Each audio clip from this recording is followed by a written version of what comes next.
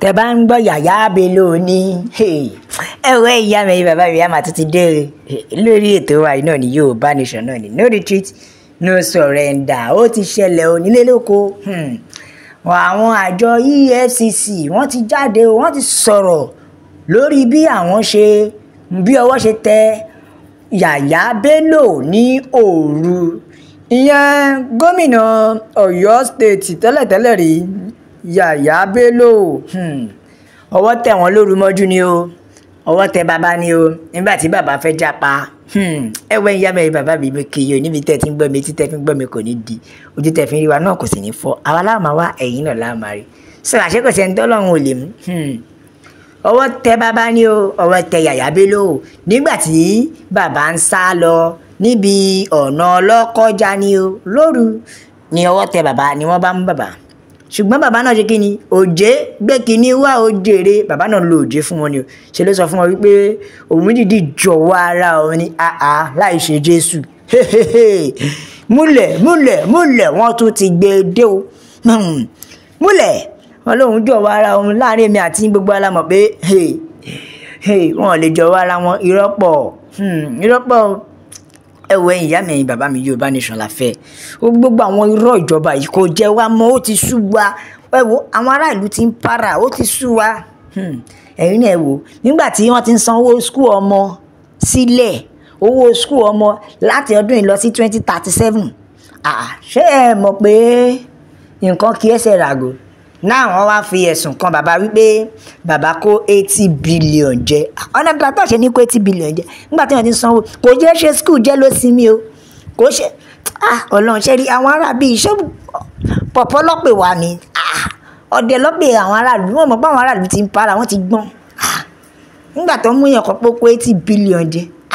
80 billion kí ló dé kí ló fi ṣe at the end náà bọ́ falẹ́fàbọ̀ wọ́n máa padà jọ̀wọ́ ẹ̀ ni bọ́ọ̀ jọ̀wọ́ ẹ̀ lẹ̀ wọ́n á ní kó sanwó tọ̀nà kékeré. Ẹ̀yin o ṣe ti rí ìdí tó fi sọ wí tá a fi sọ pé Yorùbá Nation la fẹ́ ṣé ti rí ìdí tá a fi sọ pé òmìnira ilẹ̀ Yorùbá ló ṣe kókó. Gómìnà Yàyà Bello yìí ilé ẹjọ́ ti pè sí ilé ẹjọ́ níbi oṣù kẹrin wọ́n ti pè sí ilé ẹjọ́ yìí ní oṣù kẹrin ìyẹn nínú ọdún yìí o that was April tí wọ́n ní bàbá ò yọjú sí ibẹ̀ o ìgbà tó gbọ́n Bíbélì ní tí bàbá ṣe rárá kì yóò yá ọbí ńgbà tó mọ táwọn ṣe ọ̀rọ̀ wíwá síbẹ̀ lélẹ̀ wọn ò ní wá àbọ̀ ti wá ni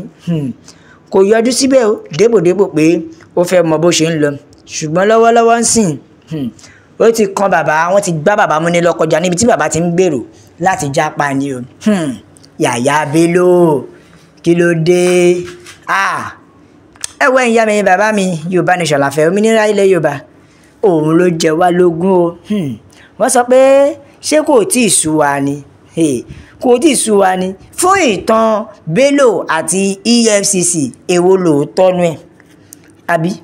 èwo lóòótọ́ ní méjì àgbọ́pọ̀ mu tó bá ti yá wọ́n á ti lọ filẹ̀ tó bá ti yá wọ́n á ti kí ló dé lọ́wọ́lọ́wọ́ báyìí Yàyà Bello lẹja ńlá o biggest fish in town kí lẹ́ ń sọ ẹ̀ wọ́n kàn máa fi òun pariwo lásán ni tó dẹ̀ jẹ́ pé kò ní sí nǹkan kan tó máa ti ẹ̀yìn ẹ̀ jáde àbí wọ́n fi pariwo lásán ni at the end náà kò sí nǹkan tó máa tẹ̀yìn ẹ̀ jáde. The next move is to become an APC member lẹ́yìn yẹn sínú mọ̀ máa lọ ọmọ má ṣe dẹ́ṣẹ̀ mọ́ tó bá ti darapọ̀ mọ́ APC. Ẹ̀wẹ̀ ìyá mi bàbá mi ṣe é ti rí pé Yorùbá Nation la fẹ́ wọ́n ní ta ló lè mú kìnìún nínú igbó.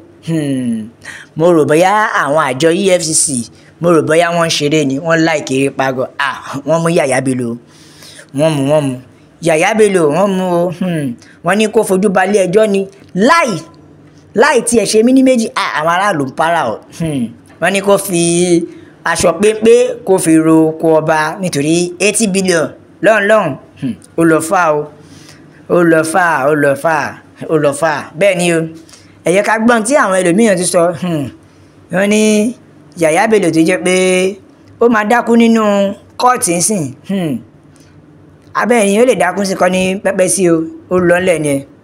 bẹ́ẹ̀ ni o Bello will soon collapse in court like his brother who stole pension fund or Dino Melaye wọ́n ní òun náà àdọ́gbọ́n bẹ́ẹ̀ ayé aṣubú bí àwọn atiláàbí kan tó jẹ́ pé wọ́n kówó jẹ so that EFCC á lè filẹ̀ pé kó lọ tọ́jú ara rẹ̀. Lamba ẹ̀wẹ̀ ìyá mi bàbá mi Yorùbá Nation la fẹ́. Òmìnira ilẹ̀ Yorùbá ló ṣe kókó. Wọ́n ní wọ́n mú kìnìún kìnìún òdì bí ẹ̀ lè fọwọ́ ẹ̀ lè mú kìnìún jọ̀wọ́ rẹ̀ ó wá sí EFCC office fúnra rẹ̀. ṣèbá ní téèyàn bá tiẹ̀ fẹ́ jọ̀wọ́ ara èèyàn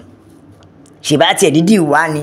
aṣá àti gbogbo Yorùbá fíìmù rí tó jẹ́ pé tó lè bá ti fẹ́ jọ̀wọ́ ara rẹ̀ bá kọ̀ lọ sí kọ́ọ̀tì á lọ sí station ni á dẹ̀ náwó báyìí wọ́n á dẹ̀ kó ṣẹ́kẹ́ṣẹkẹ̀ sí lọ́wọ́. ẹjọ́ kí lédè tí bóyí ó dórí gọ́vnà Yàyà Bello ex-gọ́vnà jàre tí àwọn ò lè dídì wọnú EFCC state office lọ àfi tó jẹ́ pé wọ́n gbá wọn mú ní lọ́kọjá. Lamba ẹ̀wẹ̀ ìyá mi bàbá mi Yorùbá Nation la fẹ́. Òmìnira ilẹ̀ Yorùbá òun ló ṣe kókó onílé lóko náà lẹ́yìn odi Yorùbá Nation la fẹ́. ẹ wo ẹ jẹ́ ká pín orílẹ̀-èdè ẹ jẹ́ kó ní kálukú lọ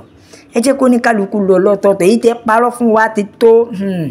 èyí tẹ́ parọ́ fún wa ti tó bẹ́ẹ̀ ni o nítorí wípé oncolos ni gbogbo wọn wà. wọ́n ní he has been arrested and the chairman said yesterday that he was not in their custody. ó ga ọ náà ti mú wọn lè sọ pé kò sí ní àhámọ́ àwọn ẹjọ́ sọ́wọ́n náà gbọ́jà sára ni torí lọ́wọ́lọ́wọ́ báyìí ó dàbí pé àwọn àjọ EFCC gan àmọ́ pa ibi tó ń mórí lọ bọ́ gbélé ní bọ́ gbéyàn kan nú wọn wàá sọ wọ́n lẹ̀ normal ẹ jẹ́ ká sòótọ́ fúnra wa. ṣé èyí ti rí ibi tí gómìnà àná tàbí gómìnà lọ́wọ́lọ́wọ́ báyìí tó lọ sẹ́wọ̀n ìran gómìnà tó lọ sẹ́wọ̀n rí láyé ìran gómìnà mélòó ló ń lọ sẹ́wọ̀n níri ẹ máa ti wá sọ pé ẹ wo wọ́n máa free ẹ ní táwọn arábí ń sọ wọ́n ní báwọn yẹn gbàbẹ̀ tẹ́lẹ̀ báwọn yẹn má gbàbẹ̀ tẹ́lẹ̀ wàhálà yín nìyẹn ṣùgbọ́n wọ́n máa padà fi Yàyà Bello lẹ́ẹ̀ni ó ga o ẹ̀wẹ̀ ìyá mi bàbá mi aláàṣemọ Yorùbá Nation la fẹ́. ẹ bá mi like ẹ comment ẹ share ẹ tẹ̀ sójú ẹ jẹ́ kó yàwó yàn nílé lóko lọ́nà lẹ́yìn òdi pé Yorùbá Nation ló lè ṣe ṣé ẹ rí ìdí tá a fi ń pariwo pé Yorùbá Nation la fẹ́ ṣé rí ìdí tá a fi ń pariwo òmìnira ilẹ̀ Yorùbá nígbà tó jẹ́ wípé ní orílẹ̀-èdè wa Nàìjíríà yìí ni mo ti rí pé akúṣẹ̀ máa jí 200 naira àbí 50 naira lọ́jà wọ́n á sọ táyà sí lọ́rùn tó bá ṣe bẹ́ẹ̀ dé station wọ́n á lu ẹ̀mí àfẹ́ bọ́ tó bá ṣe bẹ́ẹ̀ dé court wọ́n á sọ sẹ́wọ̀n gbére ibẹ̀ kẹ́dẹ́lẹ́ mi ìyá ti jókòó sí ọ́fíìsì a máa fi báírò yìí billions